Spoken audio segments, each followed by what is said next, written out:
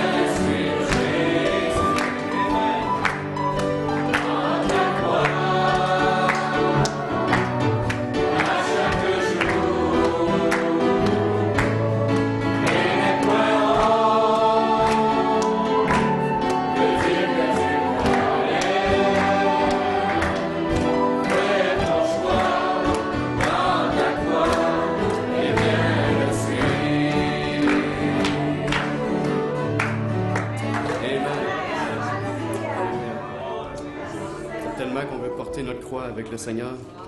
Amen. Tu es grand. Commençons en anglais.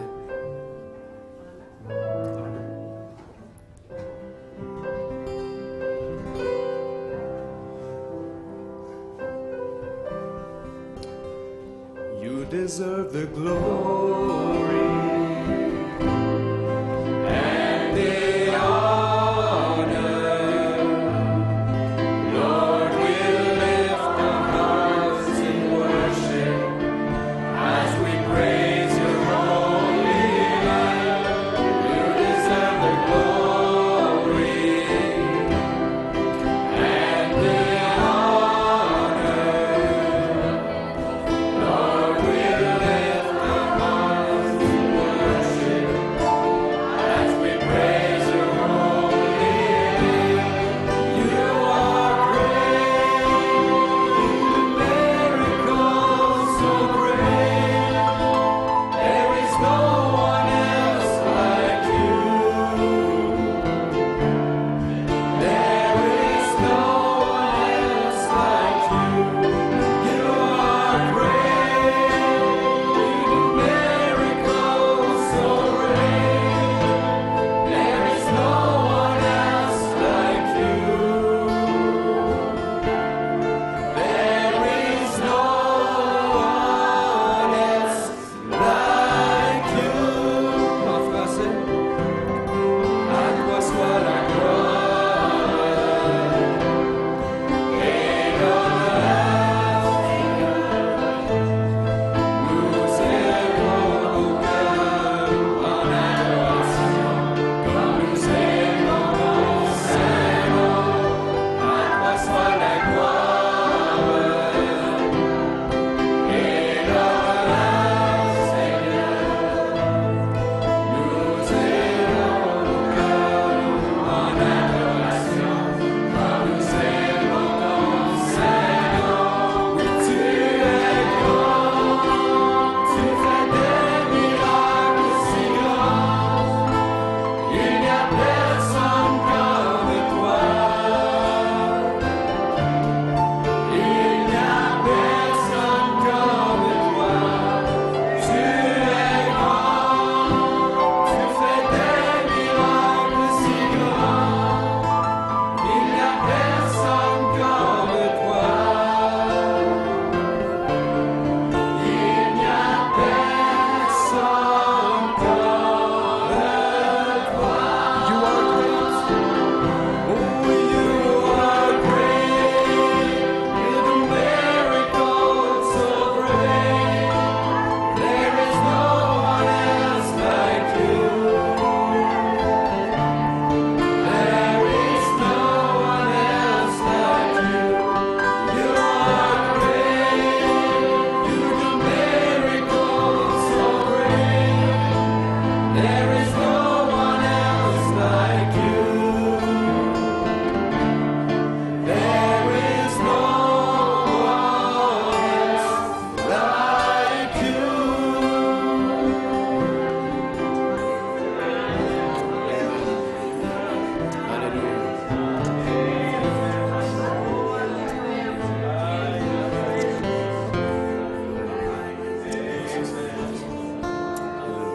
Je demanderai à notre frère Paul s'il peut nous conduire un mot de prière.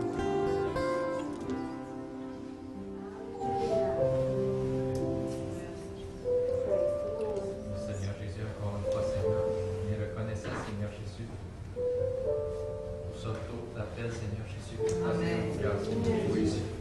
Seigneur, on n'est pas digne, Seigneur Jésus. Seigneur, tu nous as choisis avant la fondation du monde, Seigneur Jésus, pour être la bien-aimée, Père. Quelle grâce merveilleuse, Seigneur Jésus. Laisse-nous s'emparer, Seigneur, de ces promesses, Seigneur. Ton livre d'amour, Seigneur, que tu nous as dédié, que tu as ouvert, Seigneur, Seigneur, merci, Seigneur. Pour montrer, Seigneur, comment tu nous aimes, Seigneur, comment tu nous apprécies, Seigneur, comment tu es cher, Seigneur. On est cher pour toi, Seigneur. Sois loué, mon Père. Jésus, pour ta grâce à nous. Tu es bon, Seigneur. Confiance, Seigneur. On veut te servir, Seigneur, de tout notre cœur. Apprends-nous à te servir, Seigneur. Apprends-nous, Seigneur. Apprends-nous, Seigneur.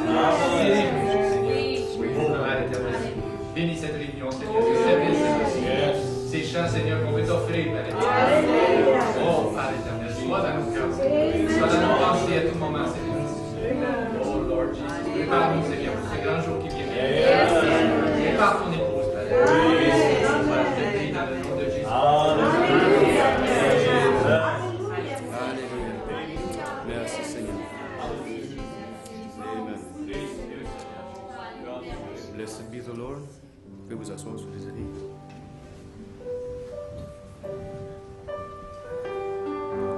Father in heaven, how we love you. We lift your name on the earth. May your kingdom be established in our praises. As your people declare your mighty words. Blessed be the Lord God Almighty, who was and is and is to come.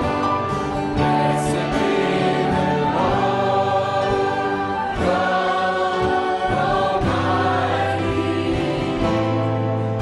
who reigns forevermore.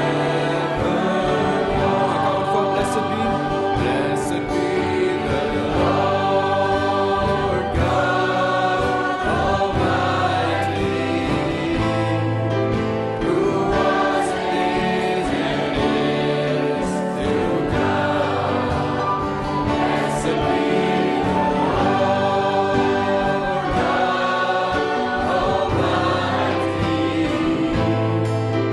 who reigns forevermore.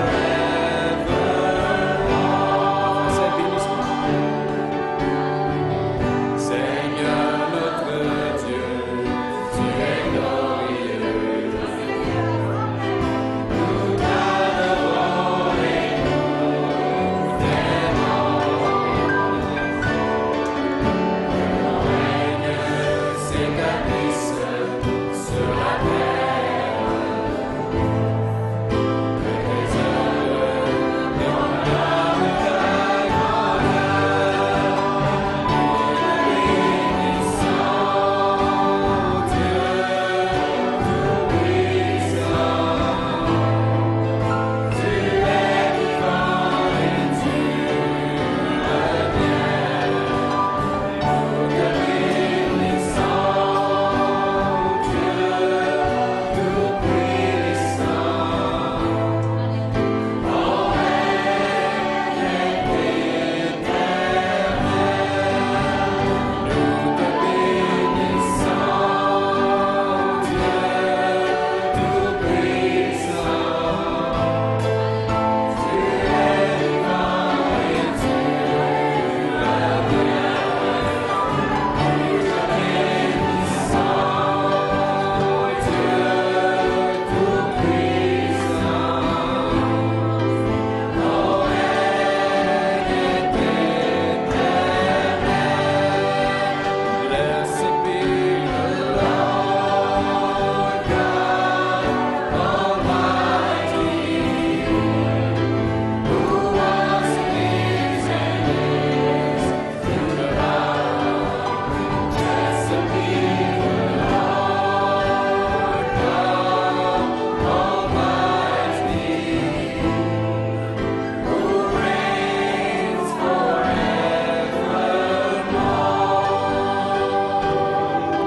Who reigns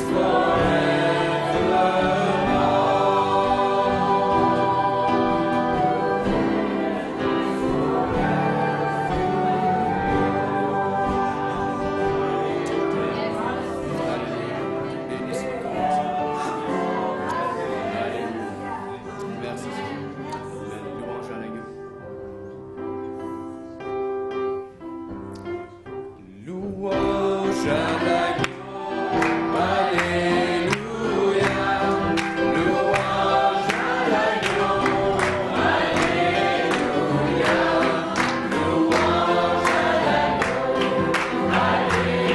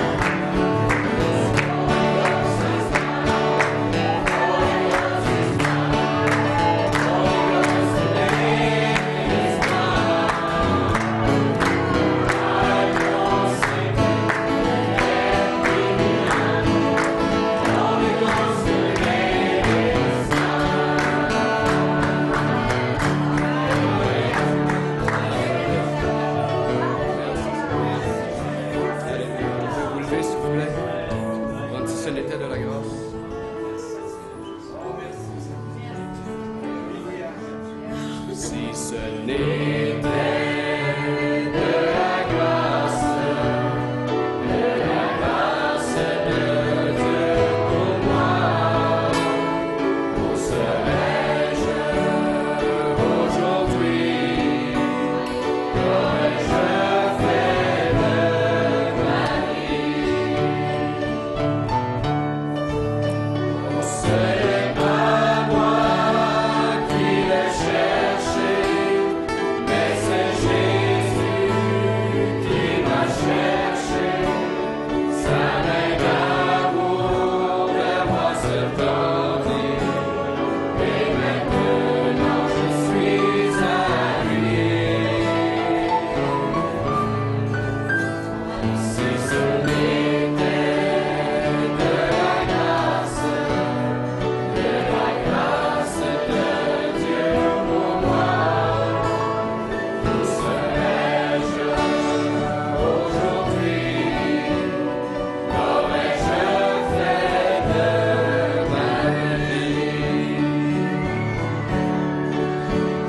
J'étais perdu et aveuglé, marchant dans les ténèbres du péché, mais Dieu m'avait prédestiné un jour à marcher dans sa lumière. Si ce n'était de la grâce de Dieu pour moi, où serais-je aujourd'hui? Qu'aurais-je fait de ma vie? Je suis en route vers le ciel, je possède la vie éternelle, que rien ne saurait m'ébranler, car Jésus est mon bouclier. Si ce n'était de la grâce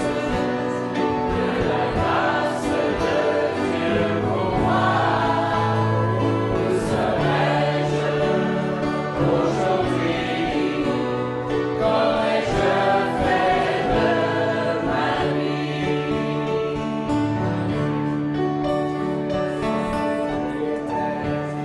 De la grâce de Dieu pour moi, où serais-je aujourd'hui? Merci Seigneur. Qu'aurais-je fait de ma vie? Qu'aurais-je fait de ma vie? Alléluia, merci Seigneur. Béni soit ton Saint-Nom, Jésus. Alléluia. Amen. Merci Seigneur. Ton nom soit loué, Jésus. Alléluia. Merci Seigneur. Merci Jésus. Amen. Merci Seigneur. Alléluia. Amen. Que le nom du Seigneur soit loué. À lui soit toute la gloire. Amen. Alléluia. Que tout ce qui respire loue l'Éternel. Amen. Amen. Tournons dans nos Bibles ce soir dans le livre de Luc, le chapitre 10. Vous savez, notre sœur Suzanne qui est revenue après 3 semaines, un long voyage. En fait, elle aurait pu rester encore plus longtemps, qu'elle me dit. Elle aimait être avec les enfants là-bas. C'est une grand-maman là-bas. Quand il y a plusieurs orphelins comme ça, ils ont besoin d'amour. Amen. Sœur Suzanne a beaucoup d'amour à donner. Amen. Anne est toujours là, je pense, pour deux autres semaines. Ça. Frère André, lui, c'est un billet aller simple. Dieu voulant, il y a quelques-uns qui vont aller le rejoindre, dont Alain, Raphaël, Stéphane. Dieu voulant, moi puis Dave, la semaine qui suit. Et donc, finalement, le frère Dave a voulu sauter dans la mêlée. Donc, je pense que ça va être pour lui son 3e voyage, si je ne me trompe pas. Et donc, amen. Tournons dans Luc 10, le verset 18. Ce soir, je veux parler sur, Philippe peut mettre la diapositive, le premier. Je voyais Satan tomber du ciel comme un éclair. Je voyais Satan tomber du ciel comme un éclair. Luc 10, verset 18, en fait, mon titre, c'est l'Écriture qu'on va lire.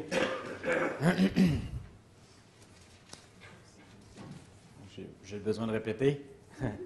Je voyais Satan tomber du ciel comme un éclair. Amen. Tournons aussi dans Apocalypse 12, verset 7.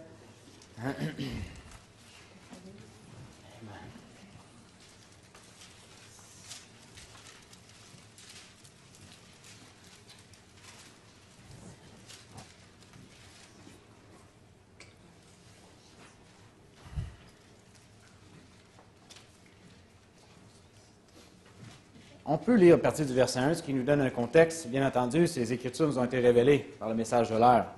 On ne lit pas ces Écritures avec les yeux fermés. Je rends grâce au Seigneur que le livre d'Apocalypse est maintenant pour nous un livre ouvert. Un livre qu'on peut même comprendre et est capable, est en mesure, pour la majorité du livre. Il y a certains passages qui nous en sortent quelquefois qui sont un point d'interrogation pour nous.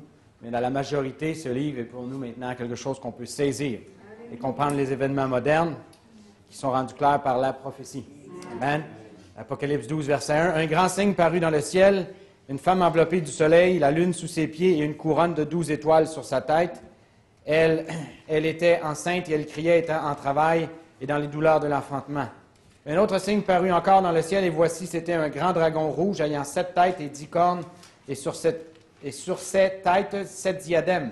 Sa queue entraînait le tiers des étoiles du ciel et les jetait sur la terre. Et le dragon se tint devant la femme qui allait enfanter afin de dévorer son enfant. On sait que c'est Rome qui attendait l'enfant Jésus pour le dévorer. Dévorer son enfant lorsqu'elle aurait enfanté. Elle enfanta un fils qui doit paître toutes les nations avec une verge de fer. Et son enfant fut enlevé vers Dieu et vers son trône, et la femme s'enfuit dans le désert où elle avait un lieu préparé par Dieu afin qu'elle y fût nourrie pendant 1260 jours. Cette femme, ce sont les Juifs que Dieu cache pendant 1260 jours. Il y eut guerre entre le ciel, Michel et ses anges qui combattirent contre le dragon. Et le dragon et ses anges combattirent, mais ils ne furent pas les plus forts. Amen? Amen. Quand on dit on lit la fin du livre puis on gagne. Amen. Amen. C'est une bonne nouvelle. Et on doit croire ce qu'on lit, parce qu'on regarde le surnom dans lequel on est et tout ce qui se passe. Encourageons-nous par ces paroles. Satan et ses anges ne furent pas trouvés plus forts. Dur à croire. Ça prend la foi. Ce n'est pas vos yeux qui vont vous dire ça ce soir, mais notre foi dans les promesses de Dieu. Amen. Ils ne furent pas les plus forts et leur place ne fut plus trouvée dans le ciel. Et il fut précipité, le grand dragon et le serpent ancien appelé le diable, et Satan, celui qui séduit toute la terre, il fut précipité sur la terre et ses anges furent précipités avec lui. Amen. Et j'entendis dans le ciel une voix forte qui disait, « Maintenant le salut est arrivé, et la puissance et le règne de notre Dieu et l'autorité de son Christ, car il a été précipité, l'accusateur, l'accusateur de nos frères, celui qui les accusait devant notre Dieu jour et nuit. Ils l'ont vaincu à cause du sang de l'agneau et à cause de la parole de leur témoignage. » Amen. Courbons nos têtes. Seigneur Jésus, merci. Merci pour ta parole ce soir. On y trouve force ce soir, énergie, encouragement, Seigneur. Satan et ses anges ne furent pas les plus forts, mais Michael, Christ et ses anges et ses enfants furent trouvés vainqueurs. Vainqueurs de chaque âge, vainqueurs de la Odyssée, vainqueurs de l'Éden de Satan. Père, on te remercie, Seigneur. Et on trouve un puissant encouragement ce soir dans ces Écritures qui nous déclarent vainqueurs. Et c'est écrit qu'ils ont vaincu par le sang de l'agneau et par les paroles de leur témoignage. Nous avons la parole parlée qui demeure en nous et elle doit être plus que dans nos pensées et dans notre cœur, mais elle doit franchir nos lèvres. Elles sont des paroles qui doivent être prononcées comme Hattie Wright qui a dit la bonne chose. Les paroles de son témoignage lui ont donné le salut de ses 2 fils. Et nous avons aussi des paroles de témoignage. Un témoignage positif car ta parole est positive. En toi est le oui, en toi est l'amen prononcé par nous, Seigneur. Père, on te remercie, Père. Encourage-nous ce soir. Merci par ta présence qui nous stimule. Et on te remet cette réunion, Père. Le frère André, Anne, qui sont en Haïti, Seigneur, et tes saints à travers la terre, Seigneur, que tu rassembles de l'ouest à l'est, du nord au sud. Pose ta main sur ton épouse, Seigneur. Et on te prie dans le nom de Jésus-Christ. Amen. Amen. Merci, Seigneur. Vous pouvez vous asseoir. Amen. Je ne sais pas pour vous, mais ce soir, j'ai besoin d'une bonne réunion. Amen. On monte derrière la chair, on tire de la patte, on est fatigué. Et j'ai besoin de la même dose que vous ce soir, par la grâce de Dieu. Amen. Ce soir, je voulais continuer sur les choses qu'on a commencées il y a un mercredi ou deux, sur le subconscient et ces choses, mais avec la démission du pape, ce qui a eu lieu lundi, les Écritures sont mises à jaillir dans ma pensée et je voulais pouvoir en parler puisque ce n'est pas quelque chose de léger. En fait, ça fait 600 ans que cette chose n'est pas arrivée, donc ça date en 1400 qu'il y a un pape qui a démissionné. Et donc, n'allez pas croire qu'il a démissionné pour des raisons de santé. Sa santé n'a rien à voir avec ça, puisque Jean-Paul II aurait dû démissionner depuis longtemps. Cet homme-là ne fonctionnait plus, mais il n'y avait rien qui l'empêchait de continuer. Mais pour une raison, je ne dirais pas pour une raison qu'on ignore, parce qu'on a des promesses. Et ce soir, je ne veux pas qu'on place notre foi dans l'actualité. Par contre, je me sers de l'événement d'actualité ce soir qui attire notre attention pour qu'il nous fait replonger notre nez dans le message, dans les Écritures, pour prendre une mesure de l'heure dans laquelle on vit. Amen. Et donc, je veux ce soir rafraîchir, c'est là, William, s'il te plaît, rafraîchir des notions, des choses que l'on connaît, pour que ça devienne frais à notre esprit.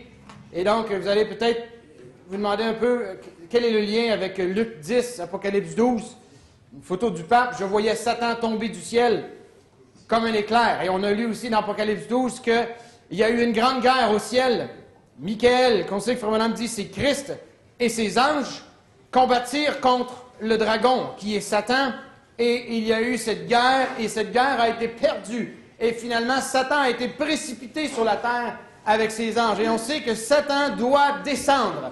Et pour le prophète dit, quand l'Église monte, Satan descend et il s'incarne dans cet homme impie. Donc, tournez avec moi dans 2 Thessaloniciens, on va jeter une base scripturaire, puisque c'est la Bible que l'on prêche. Amen. 2 Thessaloniciens, chapitre 2.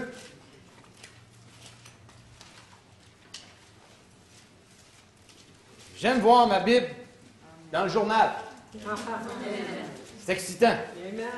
Amen. Puisqu'on n'est pas déconnecté de la réalité, frères et sœurs, au contraire. Et c'est ce que j'aime quelquefois, c'est pour ça que le DVD que je vais vous remettre, j'ai presque terminé la page Internet sur le songe de Nebuchadnezzar, qui sert d'appât, cette pièce de théâtre, pour arriver à la deuxième étude. Et finalement, les gens nous regardent un peu bizarre, ils nous regardent un petit peu comme si on était déconnectés, on vient d'une autre époque, une gang de pas rapport. Et finalement, lorsqu'ils entendent une étude comme ça, ils réalisent que c'est eux qui n'ont pas rapport. Amen. Ils réalisent que c'est eux qui sont déphasés, c'est eux qui ne sont pas synchronisés avec la vérité qui se passe. Et cette étude-là a déjà fait une belle œuvre. On ne va pas dire des ravages, parce que ça ne ravage pas, mais ça ravage notre style de vie pour nous connecter, nous brancher, on doit actualiser notre expérience avec Dieu. Il doit y avoir un peuple qui se prépare, puis on doit être prêt. Parlant de ce DVD, finalement, Suzanne a donné le DVD en Haïti. Si elle m'avait demandé, je pense que j'aurais dit non, donne-les pas. Mais finalement, elle l'a donné, puis finalement, ça s'est passé de... Frère Renel a fait jouer ça chez eux, puis a invité un paquet de pasteurs, dit venez voir ça, c'est une étude et tout ça. Puis finalement, je pense que la génératrice ne marchait plus. Ils ont amené une autre génératrice pour pouvoir finir le DVD. Il semble que ça a fait un grand effet de voir les événements modernes rendus clairs par la prophétie. Et donc, ça va être un peu le cas ce soir aussi, de voir l'heure dans laquelle on vit. Et ça nous stimule, parce qu'on est ancré dans la vérité. Et si on ne l'est pas, c'est le temps de l'être. Amen. 2 Thessaloniciens, chapitre 2, verset 1. Pour ce qui concerne l'avènement, donc, des fois, vous voulez mettre une note à côté du mot avènement, c'est venu. Et, je ne sais pas si vous êtes comme moi, le mot avènement, pour moi, ça ne veut rien dire. Je ne comprends pas ce mot-là, mais le mot venu, je le comprends.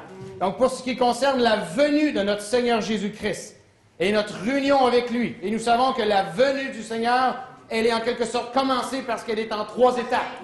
Et le commencement de sa venue, lorsqu'il descend, il descend avec un cri. Et donc, la venue du Seigneur est enclenchée, et cela a commencé avec un cri de rassemblement. Frère Branham l'enseigne dans le message d'enlèvement et à d'autres places. C'est un rassemblement. Et frères et sœurs, c'est ce cri qui nous rassemble ce soir. Ce n'est pas la bannière de cette Église, ce n'est pas moi, mais c'est le cri qui nous rassemble. Et on est rassemblés dans cette voix. Cette voix qui nous appelle à quoi? La voix qui retentit, qui nous appelle à nous préparer parce que Jésus vient, il est à la porte. Et donc, pour ce qui concerne la venue de notre Seigneur Jésus-Christ et notre union avec lui, nous vous prions, frères, de ne pas vous laisser facilement ébranler dans votre bon sens. Enfin, je pense que même frère Mathieu a lu ça la semaine passée.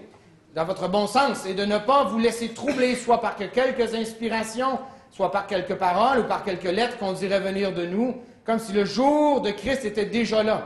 Que personne ne vous séduise d'aucune manière, car il faut que l'apostasie soit arrivée auparavant et qu'on ait vu paraître l'homme du péché, le fils de la perdition, l'adversaire qui s'élève au-dessus de tout ce qu'on appelle Dieu et de tout ce qu'on adore, jusqu'à s'asseoir dans le temple de Dieu, se proclamant lui-même Dieu. Et donc, lorsque cet épître est écrit, ces choses n'étaient pas encore rendues manifestes, mais ils ont été rendus manifestes, mais ils le sont d'une façon progressive. Ce n'est pas du jour au lendemain que l'homme de la perdition, l'homme de péché, c'est une personne qui vient avec un système, qui vient avec une marque de la bête, mais cette chose ne s'établit pas du jour au lendemain, mais elle est venue de façon subtile, de façon progressive. Vous voulez voir sa progression, vous devez aller dans Apocalypse chapitre 2 et 3, lorsque vous lisez les 7 âges de l'Église. L'Église écrit à l'ange de l'Église d'Éphèse, on est dans Apocalypse 2, et donc dans Apocalypse 2, Apocalypse 3, vous avez les âges de l'Église. Et c'est donc à travers les 7 âges de l'Église que l'homme de l'Église, la Bible appelle l'homme le fils de la perdition, ou l'homme du péché, cet homme impie, il est apparu de façon progressive. Nous savons que Frère Branham nous a enseigné que ça a commencé par un quand dira-t-on dans l'Église. Ça a commencé par des choses que les gens ont commencé à parler. Et ensuite, ça a devenu des choses que les gens ont fait. C'est devenu les œuvres des Nicolaïtes. Apocalypse 2, verset 7. Et ensuite, c'est devenu au verset 15 la doctrine des Nicolaïtes. Et donc, progressivement, cette doctrine des Nicolaïtes s'est transformée, et lorsqu'elle est devenue plus à maturité, elle s'est incarnée, cette doctrine, elle s'est incarnée dans un homme qu'on a couronné, qui est votre cheval blanc. Le premier sceau qui ouvre, vous avez un cheval blanc qui arrive, qui a une couronne avec un arc, pas de flèche. Et donc, c'est la doctrine des Nicolaïtes qui peut recevoir une couronne. On ne peut pas couronner une doctrine, mais on peut couronner un homme qui représente la doctrine. Et donc, l'Antichrist, Frère Branham enseigne qu'il y a 3 étapes dans l'homme de la perdition. La première, c'est qu'il est Antichrist.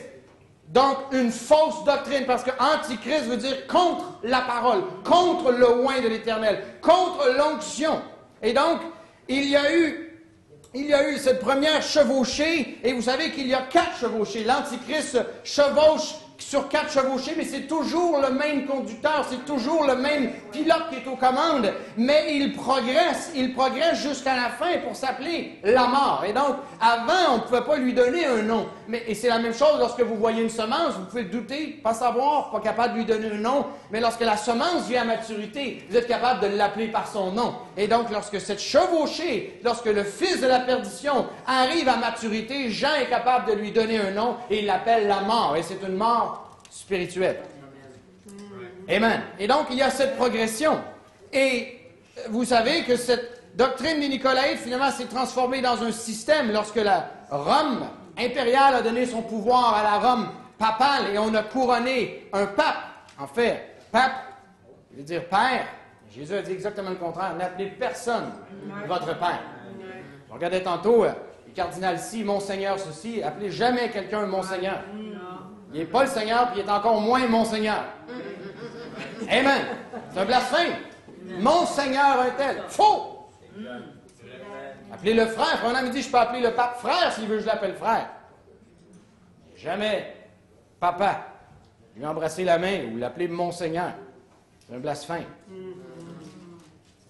On n'appellerait pas un homme saint mon Seigneur. Encore moins ces gens-là. Amen.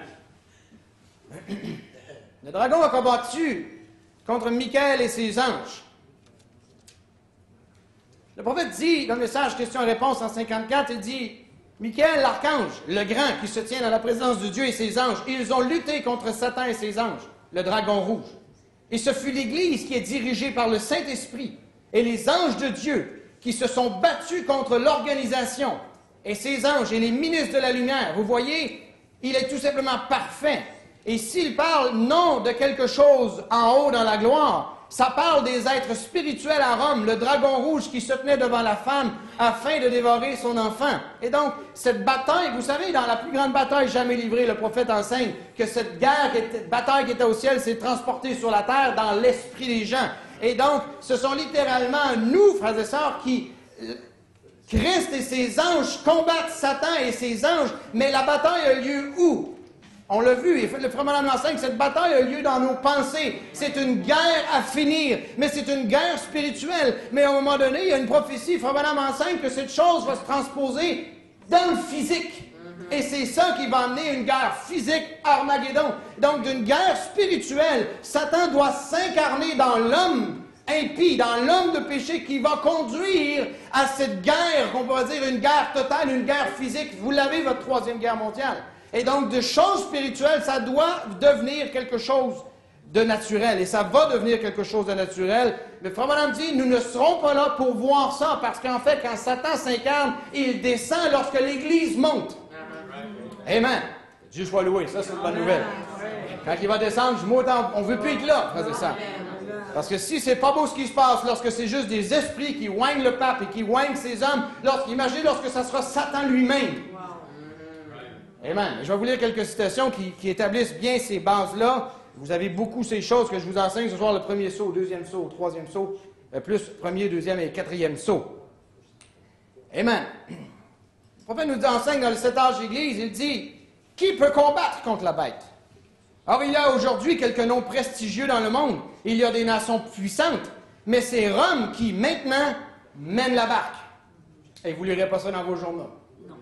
Vous lisez dans les journaux, on dit que ce sont les banques qui dominent le monde, et c'est vrai. Mais les gens ne savent pas qui est derrière les banques. On vous dit que c'est les Illuminati qui mènent le monde. C'est vrai, mais qui a fondé les Illuminati? Ce sont l'Église catholique. Et donc, il y a plein d'écrans de fumée, mais on doit toujours, si vous étudiez sur qui domine le monde et qui dirige le monde, et on appelle ça en anglais « shadow government », des gouvernements dans l'ombre, ce ne sont pas les gens que vous voyez qui dirigent les gouvernements, mais il y a un système derrière qui tire les ficelles. Et si ce ne serait pas de ce message et de cette Bible, frères et sœurs, on ne saurait pas que Rome dirige les affaires du monde. Il s'est trop bien caché. Et même ceux qui dénoncent tous les scandales et qui dénoncent les banques et qui dénoncent les Illuminati ne dénoncent jamais Rome. Comme on dit en bon anglais, hard on the US, soft on Rome. Ils sont très durs contre les États-Unis. Ils dénoncent Obama, dénoncent ceci, dénoncent cela, dénoncent la politique américaine qui fait la police à travers le monde, mais jamais ils vont nommer qui dirige derrière. Amen. Et donc le prophète nous le dit, il y a des nations puissantes, mais c'est Rome qui maintenant mène la barque. C'est le pape qui est aux commandes. Et sa puissance va s'accroître. Personne ne peut combattre contre lui. Il y avait un article qui est paru dans le Journal de Montréal. Bien entendu, lorsqu'il y a un changement de pape, on se met à parler énormément du Vatican et tout ça, et ça nous permet d'apprendre des choses qu'autrement on ne saurait pas. Et je crois que c'est Sœur Isabelle qui m'a donné un article ici du journal qui est apparu. On a une photo du Vatican qui est montrée ici, puis c'est dit des airs de multinationales. Même s'il est difficile, voire impossible, de savoir combien d'argent exactement dispose le Vatican. Et il semble que l'Église a accumulé des milliards de dollars au fil des siècles. Enfin, il semble, ils ont accumulé des milliards. Et même l'Holocauste, même les 6 millions de Juifs qui ont été tués, qui possédaient des richesses, le gouvernement nazi a tout saisi. La richesse des Juifs. Mais ce que les gens ne savent pas, et c'est Alberto Rivera qui nous le dit, c'est que quand les nazis ont vu qu'ils allaient chuter, il y a un train avec un drapeau diplomatique du Vatican qui est parti avec tout l'or des Juifs et toute la fortune que les Allemands avaient saisie, et ce train avec une bannière blanche, un drapeau blanc, un drapeau diplomatique a traversé les lignes américaines, toute l'armée, et ce train s'est en allé direct au Vatican avec toute la fortune qui a été saisie dans la Deuxième Guerre mondiale. Juste ça est suffisant, mais ça ne raconte pas toutes les croisades et toute l'accumulation des richesses qu'il y a eu au fil des années. Et donc, c'est ce que ce journaliste dit, il est voire impossible de savoir combien d'argent il dispose. Il semble que l'Église a accumulé des milliards de dollars au fil des siècles et l'argent est investi dans plusieurs secteurs. Et seulement pour son portefeuille immobilier, la valeur de l'actif atteindrait environ 700 millions. Ce chiffre-là n'a aucun sens. C'est plus de 700 milliards. Donc, on diminue beaucoup la chose. Le Vatican posséderait aussi de nombreuses entreprises sous différents noms qui ne permettent pas de faire un lien avec l'Église. Elle a accumulé des trésors culturels dont la valeur est inestimable, bâtiments, peintures, fresques, statues de grands maîtres. Et c'est ce que Frère Bonhomme dit, la conquête du monde va se faire pas seulement par la séduction religieuse, mais par le portefeuille, par l'art. Ce qui a fait tomber Judas, c'est qu'il avait accès à la bourse. Ce qui a fait tomber l'Église catholique, c'est qu'elle a accès à la bourse. Elle domine l'économie mondiale. Et ce que l'Église catholique est en train de faire en ce moment, c'est une strangulation, un étranglement progressif. Et donc, on coupe partout et on permet, c'est drôle que c'est la mafia italienne qui siphonne, juste au Québec, les municipalités, donc vos villes, vos taxes montent, parce que Rome, à travers la mafia italienne, c'est main dans la main, siphonne les villes avec la corruption. Pourquoi? Pour ramener municipalité après municipalité à faire faillite. Quand la ville fait faillite, qu'est-ce qui vous reste? Vos vidanges ne se ramassent plus. Le chaos commence. Et donc, c'est de façon progressive. Les cotes de crédit de la Ville de Montréal, la cote de crédit de la Ville de Laval descendent, et ils s'endettent. Et qui siphonne? La mafia d'un côté. Et ces choses. Et donc, les gens pensent que Rome n'a plus rien à voir. Les villes empruntent à Rome, aux banques, avec des taux d'intérêt, et plus la cote de crédit descend, plus les taux d'intérêt de la ville augmentent. Et donc la mafia siphonne d'un côté, la banque siphonne de l'autre, et c'est ce qu'on appelle un étranglement progressif. Et donc on fait tomber les provinces, on fait tomber les pays, on fait tomber les municipalités, on fait tomber les universités, on fait tomber les commissions scolaires sur de l'endettement continuel. Regardez, juste, je vous donne un exemple. Regardez juste les grosses manifestations étudiantes qu'il y a eu l'année passée. Vous savez que ces étudiants-là ont raison.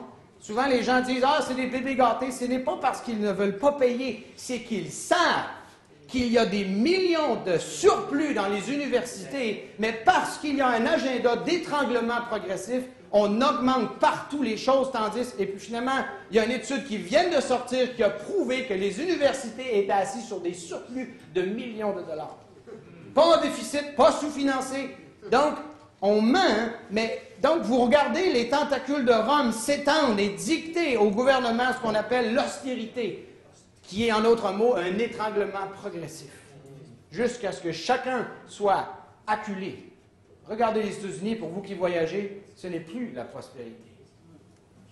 Ce n'est plus la prospérité. Et il y a un étranglement progressif. Et on voit de plus en plus les effets. Revenons à Rome, qui dispose, et ce Bonhomme dit, c'est le pape qui est aux commandes et sa puissance va s'accroître. Et donc, plus les gens sont acculés au pied du mur, plus son pouvoir, la Bible dit, celui qui emprunte est esclave du créancier. Et donc, il tombe de plus en plus aux commandes. Pourquoi? Parce que les gens s'endettent de plus en plus. Et qui va les sauver? Qui va sauver le monde entier de la faillite complète? Quand Rome débarque avec l'or, les gens vont accueillir ça comme un sauveur. Dans cet âge d'Église, vous voyez comment cet esprit de Judas est revenu comme cavalier sur un cheval blanc. Il était blanc, tout proche du vrai, comme Judas était tout proche de Jésus. Une couronne lui fut donnée à celui qui montait le cheval blanc. Comment? Cet esprit était à présent dans le chef du système nicolaïte. Il était un pape à triple couronne, assis comme Dieu dans son temple, se faisant passer pour le vicaire de Christ. Si vicaire de Christ veut dire au lieu de Christ, ou à la place de, ou de la part de Dieu, alors le pape se faisait passer pour le Saint-Esprit, ce qui revenait à déposer le Saint-Esprit à agir à sa place. C'est l'esprit de Judas en lui qui faisait cela. Vous voyez? Vous savez que l'esprit ne change pas. Les gens changent, mais les esprits ne changent pas. Le pape travaille en ce moment avec l'esprit que Judas avait. C'est ce que Frère Bonhomme dit. Et donc, lorsqu'il dit qu'il va aller s'asseoir dans le temple de Dieu, se faisant lui-même Dieu, c'est ce que vicaire de Christ veut dire. Je suis le remplaçant de Dieu. Donc, je suis Dieu. Pour l'Église catholique, le pape est Dieu. Il est infaillible. C'est l'esprit de Judas en lui qui faisait cela. Vous voyez comment il a conquis. Il partit en vainqueur et pour vaincre, ou en vainqueur pour conquérir. Et c'est ce qu'ils ont fait. Christ n'a pas fait cela. Les seuls qui sont venus à lui étaient déjà prédestinés par le Père. Et cet esprit s'est perpétué au point qu'un jour, il s'incarnera. Qui ça? Satan. Il s'incarnera véritablement dans un homme qui dirigera le conseil œcuménique des églises, comme nous l'avons dit. Et c'est au moyen de son art. Rappelez-vous que Judas tenait les cordons de la bourse. C'est donc au moyen de son art qu'il dominera le monde entier. Donc, lorsqu'on fait des études sur le système bancaire et on vous montre à quel point que ça contrôle le monde entier en ce moment, vous l'avez dans votre 7 âges d'église. Frère Branham dit, c'est au moyen de son art. C'est pour ça qu'on vous a donné des billets sans valeur. Les billets que vous tenez ont une valeur légale. La loi donne une valeur à votre billet de 5 $, mais si le gouvernement s'effondre, votre argent s'effondre aussi. Mais l'or demeure. Et donc, c'est le Vatican qui a l'or. Et il y a un train rempli d'or qui est parti de l'Allemagne, ou de là que l'or était à la Deuxième Guerre mondiale. Et donc, l'or qui ont tout pu ramasser à cette époque. Savez-vous que lorsqu'ils ont... Ça, c'est incroyable. En 1913, lorsqu'ils ont fondé la Réserve fédérale américaine, ou c'est en 1933, je ne me souviens plus de la date exactement, et qu'ils ont commencé à mettre en circulation des dollars avec une barre. Ils ont commencé à imprimer de l'argent sans valeur. Les États-Unis ont passé une loi où il était maintenant illégal d'avoir des lingots d'or. Et tu devais te rendre à la banque la plus proche pour donner ton or et on te donnait des billets en échange. Rome voulait l'or. Et fouillez sur Wikipédia, cherchez, je pense que c'est en 1913, mais lorsqu'ils ont commencé à imprimer de l'argent sans valeur, il y a une loi aux États-Unis qui a passé, illégale. Et donc, maintenant, tu n'as pas le droit de stocker d'or. Il y a eu une période aux États-Unis, tu devais aller porter ton or et on te donnait du papier en échange. Du papier sans valeur. Je lisais ça, je me dis, c'est pas possible. C'est pas possible. Et pourquoi? Il y avait une prophétie. Frère Branham avait dit, Rome a toute l'or. Et ils ont été la chercher. À travers des lois frauduleuses. Et donc, c'est au moyen de son or qu'il dominera le monde entier. Et ce système antichrist possédera tout. Donc, lorsque vous m'entendez parler de ceci, de cela, vous dites, il exagère encore. Vous l'avez noir sur blanc dans votre âge d'église. Ce qu'on fait, c'est qu'on fouille et on vous montre des faits. Si une ville comme Laval est en déficit de millions de dollars et que Rome est son créancier, qui possède Laval? Rome. Robert m'a dit, votre hypothèque, Rome a votre maison à travers l'hypothèque. Il est propriétaire de votre maison, mais il dit, gardez-la, c'est comme ça que le système fonctionne. Mais il est le propriétaire. Il est le premier créancier sur votre maison. On use du monde comme on n'en usant pas. Parce qu'on joue la carte de l'enlèvement. Il y en a qui jouent la carte de sortir du système, jouent la carte jouer la carte humaine. Mais nous, on a une carte. La même carte qu'Enoch avait. Amen. Il marchait avec Dieu, mais un jour, il ne fut plus. Amen. Alléluia. Amen. Encouragez-vous par ces paroles. Et donc, ce système antichrist possédera tout et il essaiera d'avoir le contrôle sur chaque individu. C'est vers là qu'on s'en va. Vous ne pouvez plus avoir la poubelle que vous voulez. Vous pouvez plus vider votre fosse septique quand vous voulez. Vous êtes trop niaiseux pour le faire. C'est la ville qui doit le faire à votre place. Et donc, chaque individu, et c'est là qu'on s'en va, on est en perte de souveraineté, on perd les droits et on est contrôlé dans chacun de nos faits et gestes. J'ai reçu un courriel de Pierre dernièrement d'une Autrichienne qui a vécu lorsque l'Autriche a été annexée à l'Allemagne. L'Autriche est en difficulté, pas d'emploi, et l'Allemagne prospérait. Ça, c'est avant la guerre. L'Allemagne prospérait, il n'y avait pas de chômage, et l'Autriche est en difficulté. Et donc, le régime nazi hitlérien leur a proposé d'être annexé, et on leur proposait la prospérité, tout le monde va avoir de l'ouvrage. Et donc, le gouvernement autrichien a dit, parfait, on accepte d'être annexé à l'Allemagne, c'est-à-dire on accepte de former un pays avec l'Allemagne. Et en 5 ans, cette femme autrichienne, une vieille dame, a vu en 5 ans comment un régime dictatorial s'installe. J'ai voulu savoir en quelques mots. En premier, et je ne peux pas vous le donner dans l'ordre, mais ça s'est passé en 5 ans. Premièrement, on a nationalisé les soins de santé. On a donné l'assurance maladie et tous les hôpitaux sont devenus contrôlés par le gouvernement. Vous allez voir votre Québec. La deuxième chose qu'on a fait, c'est qu'on a enlevé la religion de l'école. Et on a commencé à faire des grands programmes sportifs. Et donc, le dimanche, les jeunes allaient, et le gouvernement avait fait des grands programmes sportifs où les jeunes pouvaient jouer dans le sport. On a enlevé les crucifix des écoles, les crucifix de la cour, le crucifix partout, et on a remplacé ça par des photos d'Hitler. Et ensuite, on a commencé à changer la culture où une femme qui restait à la maison passait pour une paresseuse, une femme qui ne faisait rien. Et on a commencé à stimuler pour que les femmes aillent travailler. Et donc, on a fait des garderies nationales. Donc, le gouvernement subventionnait des garderies pour que les gouvernements s'occupent des enfants pendant que les mères travaillaient. Et ensuite, on a dit, vous êtes mieux d'enregistrer vos armes parce que c'est trop dangereux. Et donc, tous les Autrichiens ont été enregistrer leurs armes. Une fois que les armes étaient enregistrées, le gouvernement a dit, on sait maintenant qui ont les armes. Maintenant, vous n'avez plus le droit d'avoir d'armes. Et donc, tu avais enregistré ton arme, tu ne peux plus la cacher. Et donc, étape par étape, comme ça. Toutes les choses que j'ai nommées, on vit là-dessus maintenant. Et donc, ils ont changé l'Autriche d'un pays libre à un pays... Et Frère Branham m'a dit, j'espère qu'un jour, les États-Unis vont se réveiller et qu'ils vont réaliser qu'ils vivent sous une dictature militaire.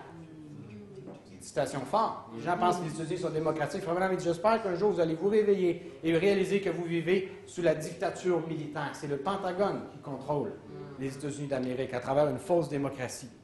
Frère Branham avait vu ça. Amen. Et donc, pourquoi j'ai dit ces choses? Parce que Frère Branham dit, il essaiera d'avoir le contrôle sur chaque individu. Mais Jésus reviendra et il les détruira tous par l'éclat de sa venue et ils finiront dans les temps de feu. Cette pierre qui se détache en le secours d'aucune main. Amen. Dans le premier saut, ce cavalier au cheval blanc a été dans le pays pendant tout ce temps-là. D'Antichrist, il se transforma.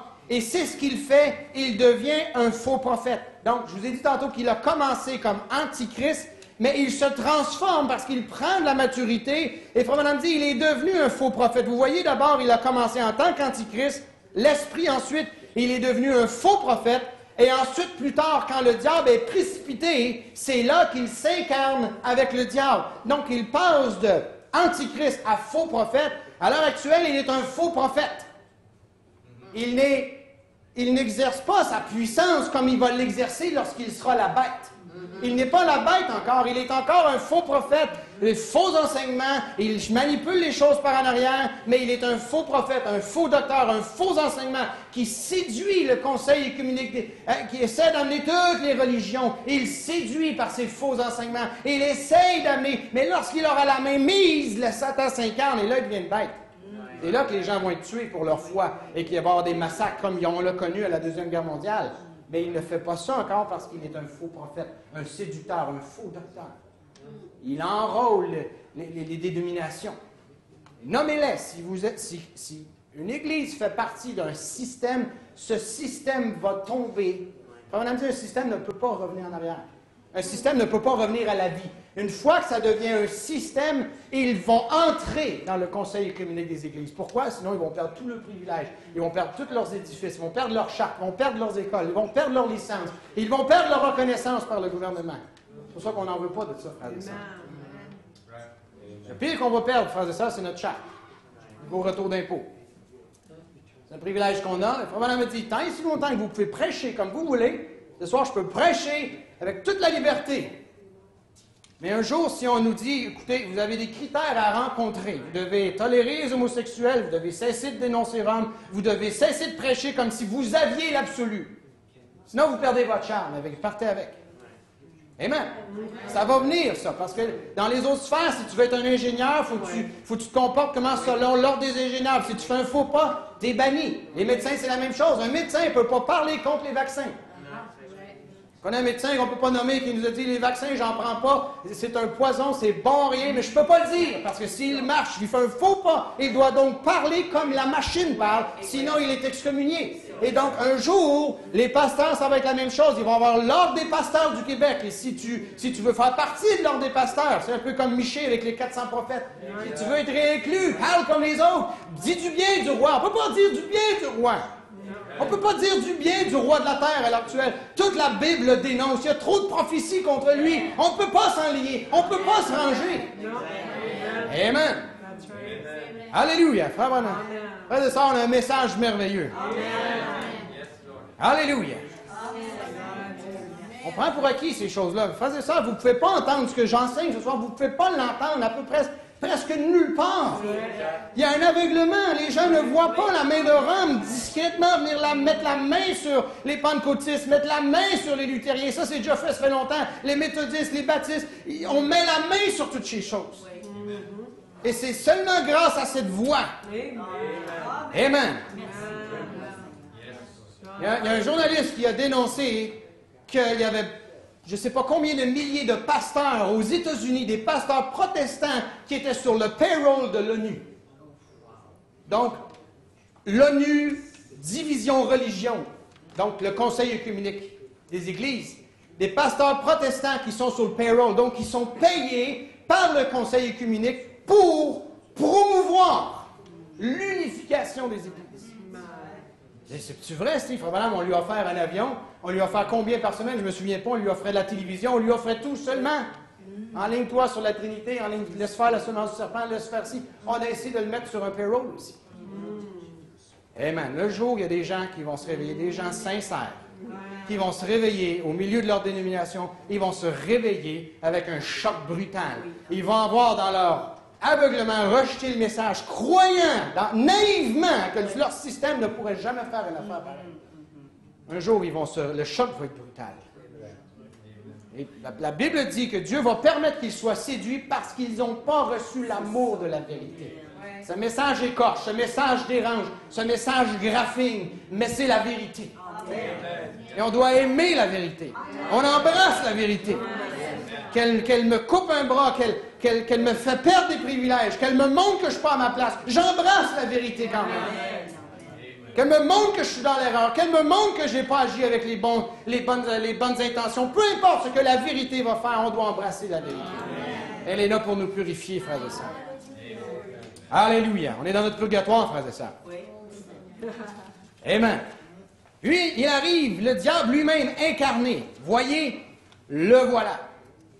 3 étapes. D'abord, c'est un démon, pour commencer, un esprit du diable. Ensuite, il devient un faux prophète, un docteur qui enseigne une fausse doctrine. Et puis, il arrive, le diable lui-même incarné. Voyez, le voilà. Et au même moment où le diable est précipité du ciel, c'est pour ça que je vous ai lu Apocalypse 12, et s'incarne dans un homme, le Saint-Esprit monte et redescend dans des hommes de chair. Pourquoi? Parce que lorsque l'Église est enlevée, il y a le souper des noces de l'agneau, et ensuite Christ revient sur un cheval blanc pour installer un règne de 1000 ans, le millénium sur la terre. Et c'est là que Satan est précipité dans l'abîme. Donc, il va avoir une mauvaise ride.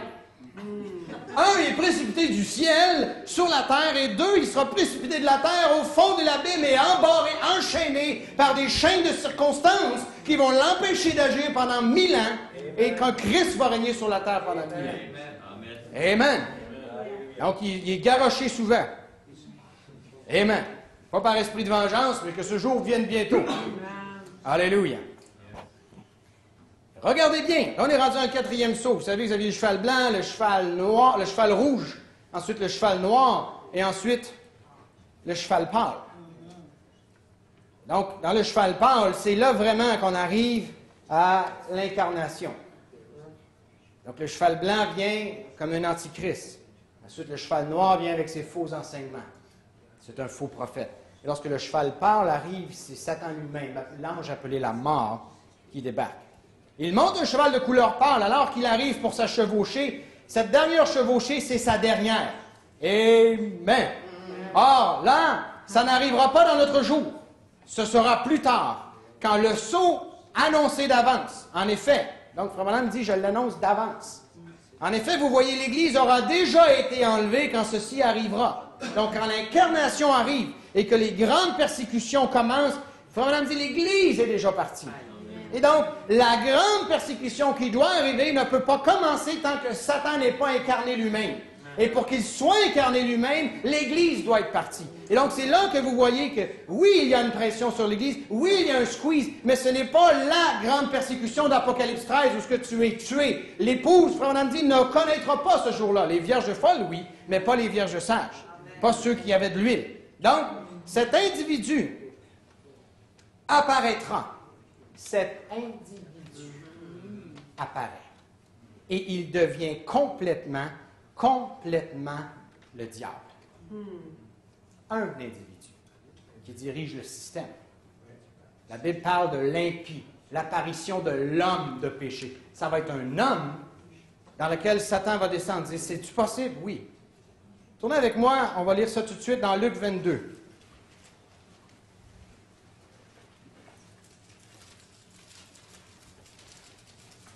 Luc 22, verset 1.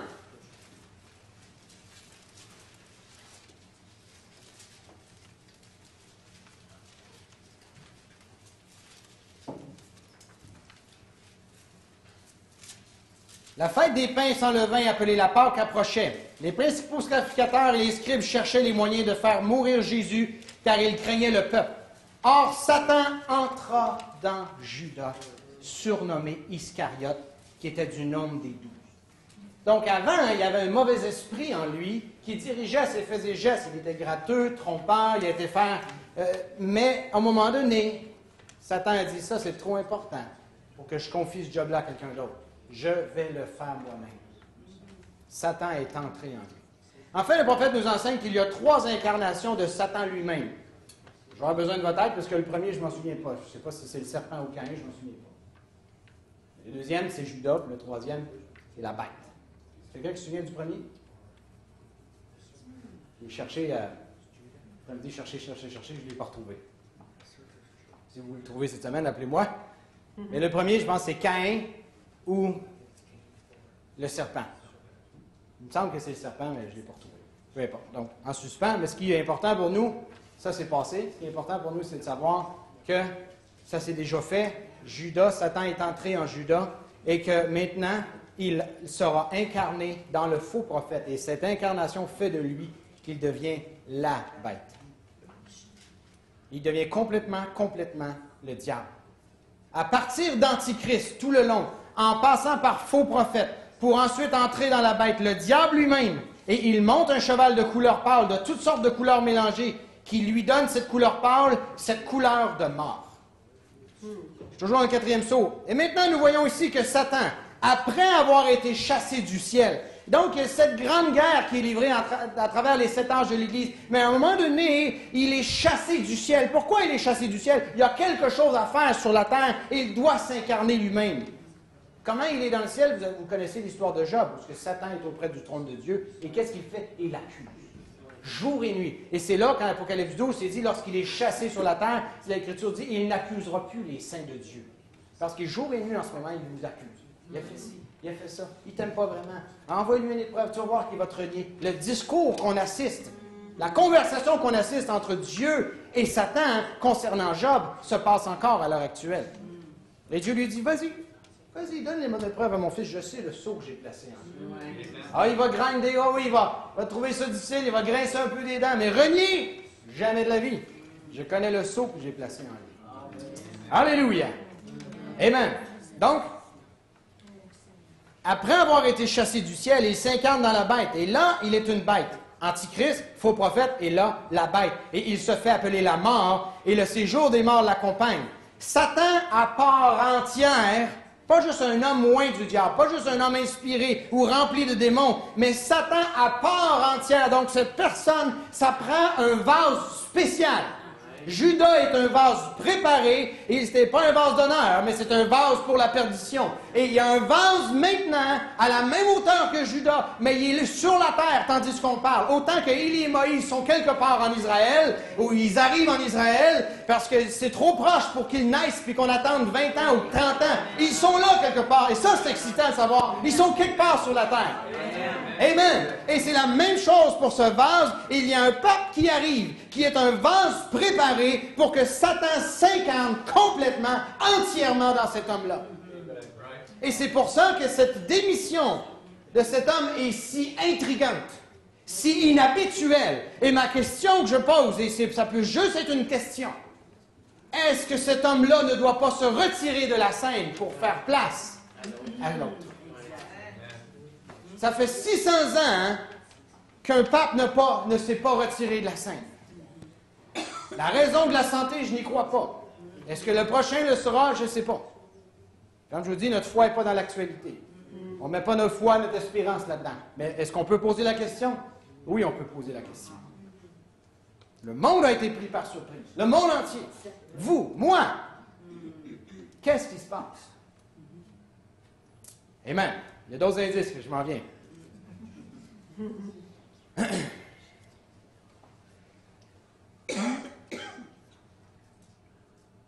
Satan à part entière sur son trône. Oh là là, sur la terre. C'est le représentant de Satan sur la terre, alors qu'il est maintenant à la tête des royaumes du monde. Or, ça, c'est pour plus tard. En ce moment, il est un faux prophète. Il deviendra la bête au bout d'un certain temps, quand il rompra son alliance avec les Juifs. Vous le savez, nous en avons. Eh bien, maintenant, remarquez, à ce moment-là, il lui sera donné un cœur de bête, et Satan s'incarnera. En effet, quand l'Église monte, Satan est précipité.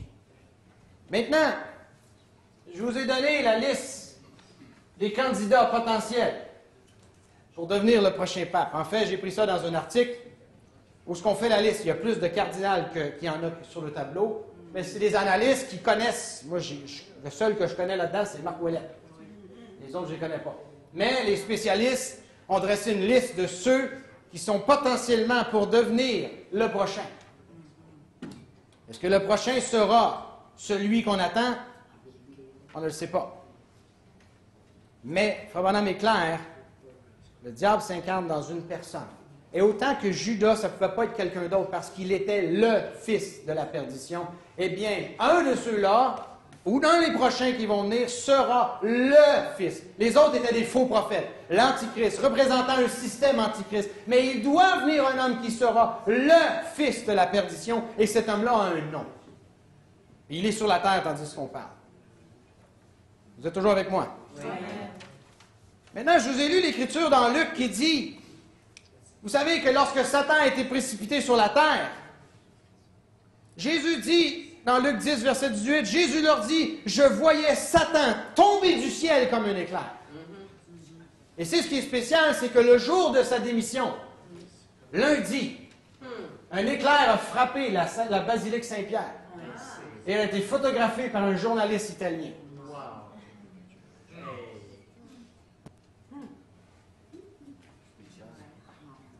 Spécial.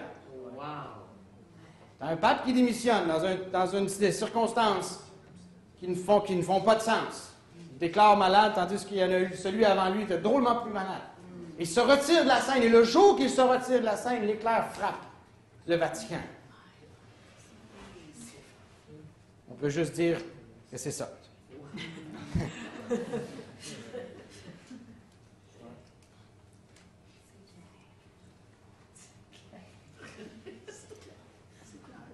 Maintenant, est-ce que ce serait le premier événement que la nature signerait avec un événement du pape? Non, ce n'est pas la première fois que ça arrive. Vous vous souvenez de ça? Oui, exact. Oui. Et Frère Branham a su identifier, parce que l'Écriture devrait nous être en mesure qu'on soit capable d'identifier certains événements avec les Écritures. Et lorsque j'ai vu cet éclair sur le Vatican, la première chose qui m'est venue à ma pensée, c'est « Je vois Satan tomber du ciel comme un éclair ». Et là, l'Écriture s'est enchaînée dans ma tête. Pourquoi? On a été enseignés, frères et sœurs. Et on ne veut pas être comme les disciples d'Emmaüs qui ont été enseignés, mais qui ont tout oublié. Oui. Amen. Par la grâce de Dieu, on a le baptême du Saint-Esprit. Et Jésus a dit, ce Saint-Esprit, ce Consolateur vous rappellera les paroles que j'ai prononcées. Et c'est là que ça s'est mis à défiler. Ce que je vous prêche ce soir, c'est de défiler à la table. Hier, quand j'étais assis, puis j'ai vu cette photo que j'ai montrée à Esther, j'ai dit, Esther, regarde l'éclair. Satan tombe sur la terre comme un éclair lorsqu'il est chassé du ciel. Amen. Est-ce qu'il a été chassé du ciel lundi? Non. C'est un signe annonciateur, peut-être. Pas peut-être, c'est sûr que c'est un signe annonciateur. Est-ce que c'est pour maintenant? Non, mais c'est peut-être juste un avertissement. Amen. Allez pas dire, Steve a dit que le prochain pape, c'était celui-là, puis il y a le Satan, il avait été incarné à lui. Allez pas dire ça, je n'ai pas dit ça. Mais on en profite ce soir pour examiner les prophéties. Alléluia! Jésus se rendit au temple ce jour-là. Il déroula le rouleau du prophète Ésaïe. Il en fit la lecture. Il déclara, aujourd'hui, cette écriture est accomplie. Alléluia! Glory! Frères et sœurs, vous allez marcher dans les ouvertures de l'Écriture. Vous allez chanter ce chant. Aujourd'hui, cette Écriture est accomplie. Voici l'épouse qui se prépare. Alléluia! Amen. Dieu soit loué. Ouf! Amen! Alléluia!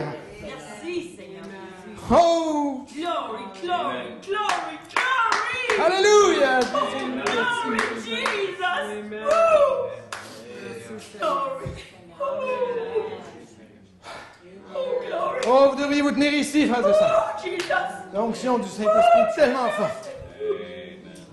Il n'a pas abandonné son épouse. Je suis avec vous jusqu'à la fin du monde. Alléluia. Amen. Merci, Seigneur. Alléluia. Amen. Lorsque le pape s'est rendu à Jérusalem, vous avez la photo ici. Le prophète dit, voici donc le signe dans le ciel. La dernière éclipse de lune était une éclipse totale. La lune s'est totalement obscurcie en 7 phases.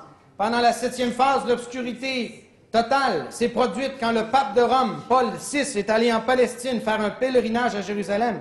Il était le premier de tous les papes à se rendre à Jérusalem, et ce pape s'appelle Paul VI. Paul était le premier messager, et cet homme a pris le même nom. Et remarquez qu'il est le 6e, et 6 est le nombre de l'homme. C'est plus qu'une simple coïncidence. Et quand il est allé à Jérusalem, la lune, c'est-à-dire l'Église, s'est enfoncée dans l'obscurité totale. C'est bien cela, c'est la fin. Cette génération ne passera pas avant que tout ne soit accompli. Oui, Seigneur Jésus, viens bientôt. Amen. Vous avez ça dans le 7 âges de l'Église. Et donc, est-ce qu'un signe dans le ciel peut parler de ce qui se passe sur la terre? Amen. Alléluia. Que ceci soit le moment maintenant ou non, cet éclair parle. Amen. Merci Seigneur. Alléluia. Amen. Maintenant, un autre indice. Et c'est Sœur Monique qui nous a dit ça. Bernard m'a dit ça, que Monique lui avait dit. Que finalement, le pape a démissionné le 11 février, mais il se retire le 28 février 2013, qui est exactement 50 ans, jour pour jour. Le 28 février 1963, Christ descend avec un cri.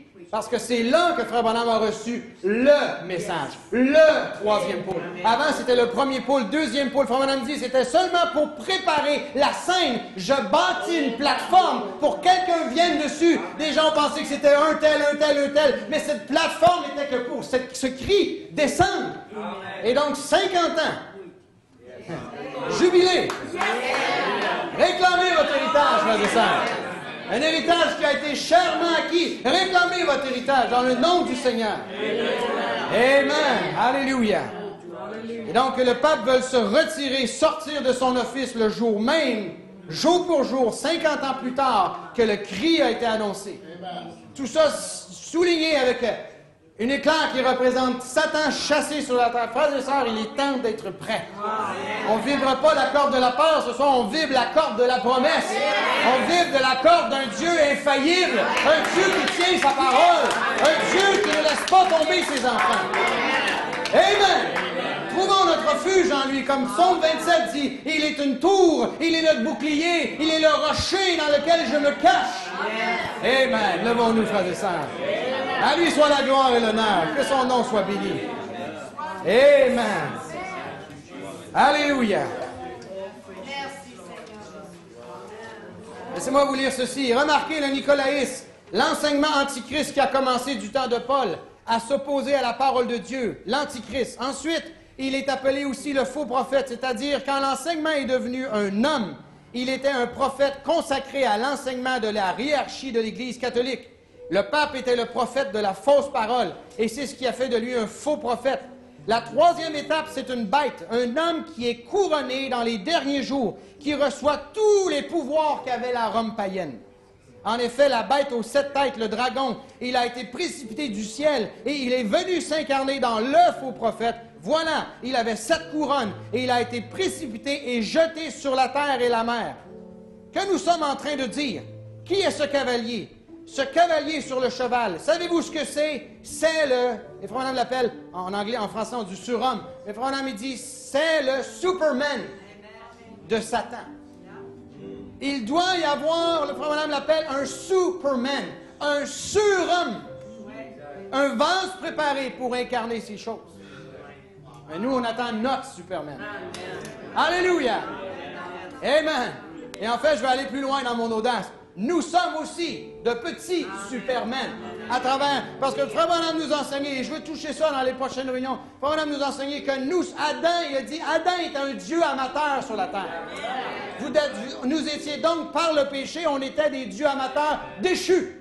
Je me souviens, la dernière réunion, je vous ai dit que Adam, lorsqu'il parlait à l'arbre et qu'il le déplaçait, je vous ai dit, ce n'est pas Dieu qui le déplaçait, c'était Adam qui le déplaçait, parce qu'il avait l'autorité sur la terre, il était un Dieu amateur. Je vous demande la question, qu'êtes-vous, vous, en tant qu'homme créé de Dieu, vous êtes aussi un Dieu amateur. Chaque être humain sur la terre en ce moment est un Dieu amateur déchu. Qu'est-ce que fait la rédemption? Qu'est-ce que fait les titres de propriété? Ça vous replace dans votre position de Dieu amateur qui a l'autorité de prononcer la parole. Amen. Alléluia. On doit juste comprendre nos droits. L'épouse doit saisir sa position. Et frères et sœurs, j'ai l'impression qu'on arrive à quelque chose. J'ai l'impression qu'on devrait mettre la main sur une ligne à haute tension, de commencer à comprendre que nous sommes quelque chose.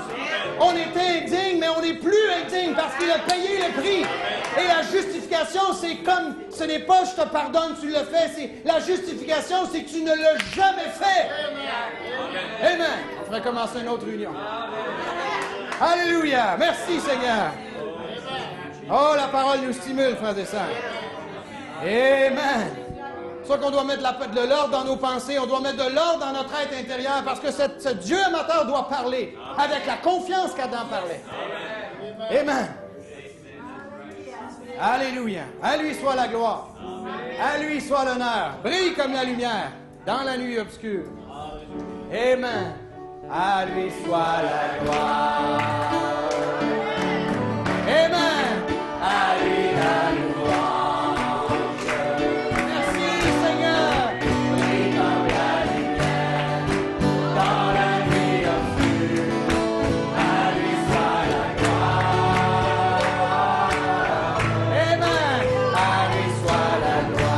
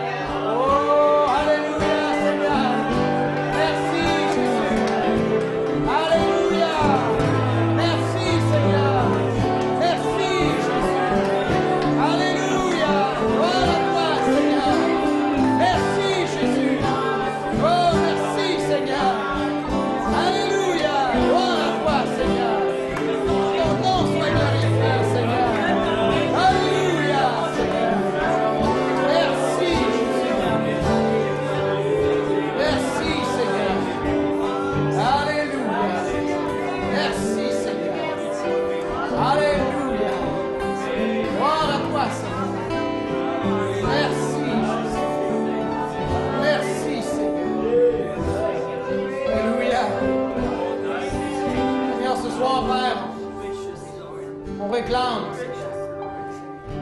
On réclame nos enfants ce soir, Seigneur. On réclame nos frères, Seigneur. On réclame nos sœurs, Seigneur. On réclame nos pères, Seigneur. On réclame nos mamans, Seigneur. On réclame des cousins ce soir, Seigneur. On réclame des cousines ce soir, Seigneur. On réclame des gens qui ont été ici, Seigneur, et qui t'ont quitté, Seigneur. Oh, par le sang de Jésus, Seigneur, on veut appliquer le signe à nos familles, Seigneur, et les réclamer, Père éternel. L'heure est tardive, Seigneur. Père, je veux mettre cette réunion publique ce soir, Seigneur, qu'elle soit accessible à tous, Seigneur, afin que la voix soit entendue. Rentrez dans l'arche tandis qu'il est encore temps. La porte de l'arche est encore ouverte, mais elle se ferme. Entrez dans l'arche ce soir. Entrez dans la refuge ce soir. Entrez dans le rocher. Entrez dans le rocher ce soir. Oh, au nom de Jésus. Au nom de Jésus. Rentrez tandis qu'il est encore temps. Repentez-vous. Mettez vos vies en ordre tandis qu'il est encore temps. Rentrez dans la bergerie. Rentrez à la maison. Papa vous attend les bras ouverts. Papa a un vêtement blanc pour vous. Papa a un anneau d'or à vous mettre au doigt. Papa n'a pas de reproche. Papa a une restauration pour vous. Il vous attend. Revenez à lui. Au nom de Jésus, revenez. Soyez réconciliés avec Dieu. Soyez réconciliés avec lui. Vous qui êtes ici ce soir, vous qui allez écouter ce message sur Internet, réconciliez. Soyez réconciliés avec Dieu. Merci Seigneur. Merci pour ta puissance ce soir. Nous élève. Merci Seigneur. On avait grand besoin Seigneur. On est stimulé Seigneur. Alléluia. Les promesses sont puissantes Seigneur. Je dis que tu ne laisseras pas ta parole tomber par terre sans effet Seigneur. Sans qu'elle ait accompli son but Seigneur. Je commande à toi Seigneur ce soir. Dans le nom de Jésus. Alléluia. Merci Seigneur. Merci Jésus. Alléluia. Alléluia. Oh yes. C'est bon Seigneur. Alléluia Seigneur. Oh Jésus. Oh Seigneur. Amène tes enfants Seigneur. Rassemble tes enfants Seigneur. Ils entendent le cri Seigneur. Le cri de minuit Seigneur. Rassemblez sous ta bannière, Seigneur. Sous la bannière de l'aigle, Seigneur. Dernier être vivant, Seigneur. Dernier réveil, Seigneur. Dernier cri, Seigneur. Un cri de rassemblement, Seigneur. Ils ne sont pas appelés à se rassembler sous Ordonne, Seigneur. Mais on est appelés à se rassembler sous Jésus-Christ. Sous ta bannière, Seigneur. C'est ta bannière qu'on veut, Seigneur. Oh, Jésus. Bénis les âmes, Seigneur. Oh, change-nous, Seigneur. Purifie-nous comme l'or qui est purifié à travers le feu, Seigneur. Merci pour les épreuves, Seigneur. Merci pour la souffrance, Seigneur. Ah, j'aime pas la souffrance, Seigneur, mais ta parole m'enseigne. C'est à travers cela qu'on apprend l'obéissance. C'est à travers cela que tu nous purifies. À travers les épreuves ardentes, la fournaise ardente qui brûle nos liens, Seigneur. Oh, fortifie-nous ce soir, Seigneur. Dans le nom de Jésus. Amen. Alléluia. Amen. Dans ce chant, il est une sainte guerre. Il est un combat divin entre le ciel et la terre, entre le mal et le bien. En le zèle pour chaussure, en sol. Il est une sainte guerre. Il est un combat divin.